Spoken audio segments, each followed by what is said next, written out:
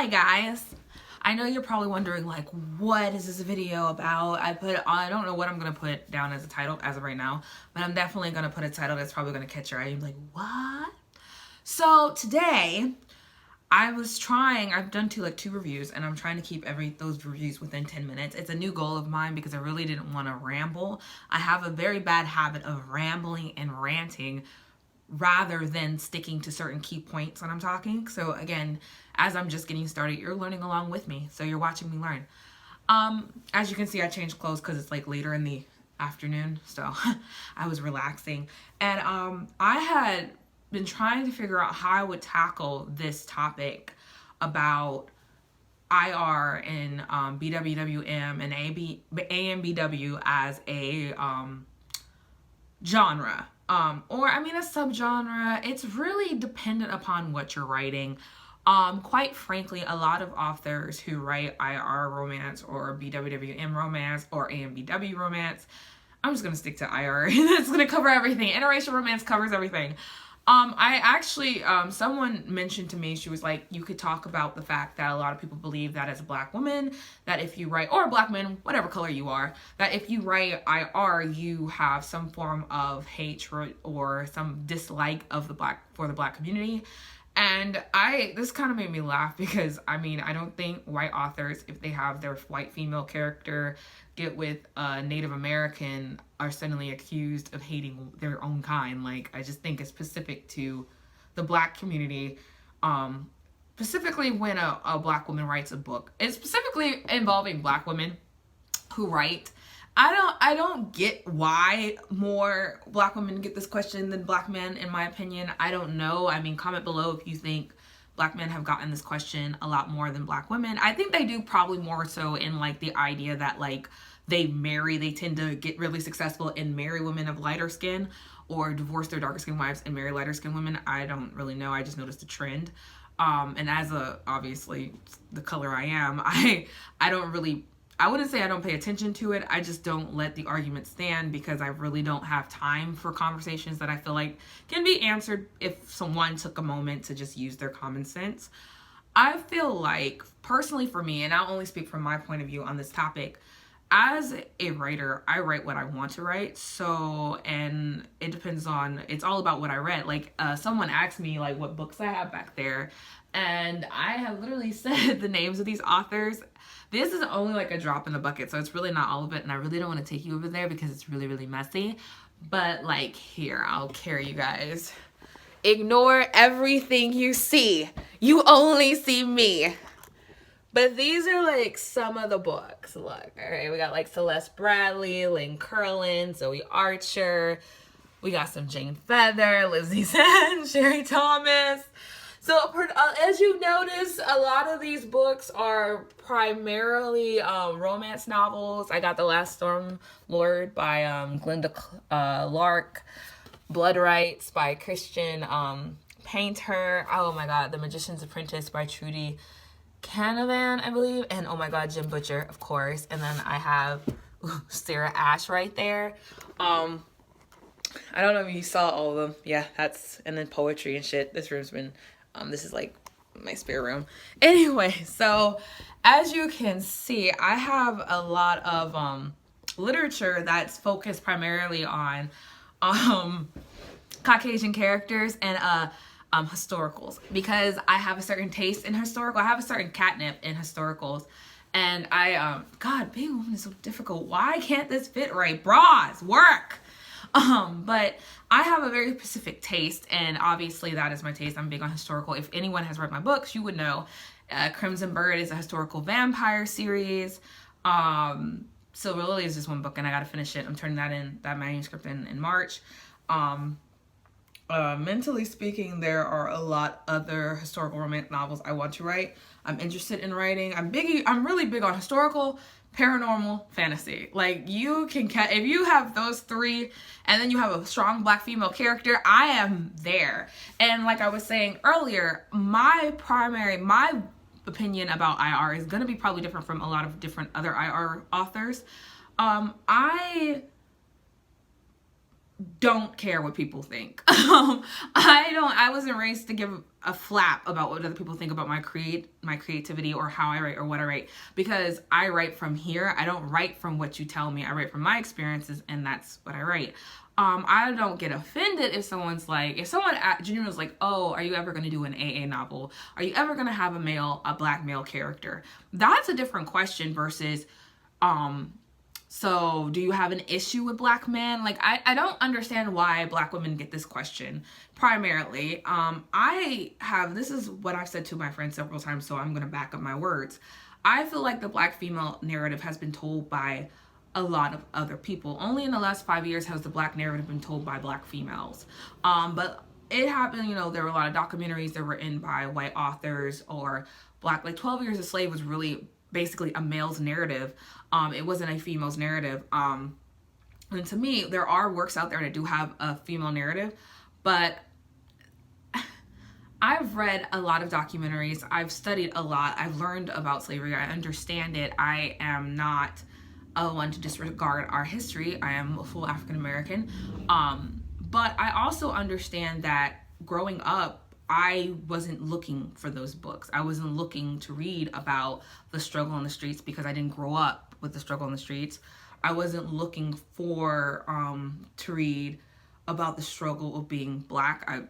I mean, as a child, I enjoyed fairy tales. I enjoyed Harry Potter. I enjoyed those books, and there just wasn't enough books with a black girl or a black female character who was finding out she was something super special, a witch, a warlock, a warrior, a fighter, a queen, an empress. And so, of course, a lot of legends and fairy tales that stem from Africa are also very, very interesting from the different countries there. So I was into that too. A lot of the African mythology, depending on what area of Africa you were talking about. Egyptian mythology, which again is in Africa. So I enjoyed a lot of stuff like that. But growing up, especially during, I want to say because I started really getting into reading when I was in middle school. I want to say maybe around 2000.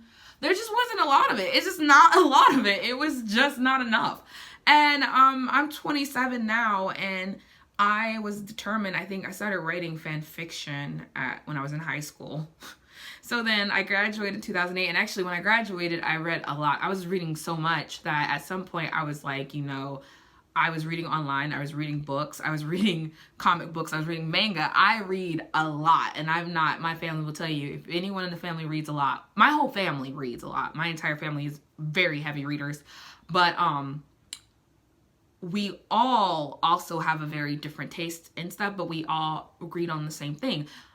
My family's predominantly female, my mom and my two sisters, and we enjoy a strong female character, a black female character, and we enjoy a lot of different genres, and the urban street genre just we can't relate to it, so we were looking for books outside of that, and this is no judgment on the urban street lit, because I enjoy a few books that I have picked up here and there. Definitely, I believe Bianca is an author that does street lit that I really like. I like her style of writing. I like how she tells her stories. But at the end of the day, it was kind of like, well, I'm just going to write what I want. And I feel like in this world, a lot of people act like black women are the least desired. Like why would a white guy like us? Why would an Asian guy like us? Why would an Italian, a Swede, a Norwegian guy, or a Middle Eastern guy, or a Korean guy? Like, it was like the biggest thing. And so I was like, you know what? I want to put black women everywhere with every kind of guy out there. And that's how I did it. It wasn't really like a purpose. I was like, I'm going to write IR romance. It was more like, I want her to be with an alien. So that's how Trixie came about. I was like, I want her to be with a werewolf. And I love Scottish dudes. I love, if Hannah Howell pretty much has dominated my hall, Lynn Curlin. I love Scottish Highlander. I love the Highlander trope. So I was like, I'm putting my girls with Highlanders. And then Lynn Curlin, who does time travel. I'm fucking in love with time travel. I fucking love time travel, especially if it's done a certain way. So like, I was like, I'm gonna write a time travel. I've never seen a, honestly, I hadn't until I read, I cannot remember her name. Maybe it's Coco Brown. I'm not joking. I think it's Coco Brown. but basically a black chick who's like into comic books and stuff goes back in time and ends up getting with a Viking, and dealing with the god Loki. But like, I legitimately was like, why is there not enough of this? And then I was like, I want to do a historical with a black woman, and I don't want to focus on the negative stuff. I want to focus on the story, because I don't disregard it. And I think that's another thing. People act like you just don't care. But at the same time, I don't want to, reading, watching movies, we watch movies, we read books, we do comics, we skate, we work out to escape reality. And I wanted to give people a solid world where they could escape reality. And as an IR author, I think I'm empowering black women. I think I'm representing black women in a positive light. I'm like, hell yeah, black female character, black girl magic, because I am not trying to support both genders. I am focused on black girl magic. It's about the black woman 100%. It's about the different dynamics of the black woman, the soft side of the black woman, the hard side of the black woman, the educated side of the black woman, the struggling side of the black woman, the hardworking side of the black woman. That is what I write, and that's what I'm focused on. I'm not focused on anything else. I'm not focused on anyone else. I'm focused on the black woman, and that is what my stories reflect. Hopefully, I try to write for the black girl who's the nerd, who speaks English and is just as confused as someone outside of it when black people are talking in Ebonics. I write for the black girl who speaks Ebonics, who's from the streets, who went to school, struggled, and did it. Like, my goal is to write about every black woman out there, the mixed black girl, the 1% black girl, the Afrocentric black girl, the I am from Africa black girl. I don't try. My goal is not to write about anyone else, or anything else. And that's how I see it. I don't think a lot of people understand what BWWM is anyway. Like, I think another thing, white readers would actually read a lot of stuff, but I think they believe it's a fetish. First of all, interracial romance does not mean that the story is about the racial issue of the two people getting together. It just implies that the two characters are of different races. Just like BWWM is literally not a fetish. It's just saying that the main character is a black woman and the main male character is white. Just like AMBW, Asian man is the main character, black woman is the main character. It doesn't mean it's a fetish novel. I do not fetishize white men. I do not fetishize Asian men. I do not fetishize any man outside of the black race. I don't even say fetishize black guys. I see a guy, he's hot. End of discussion. I mean, if you just talk about me.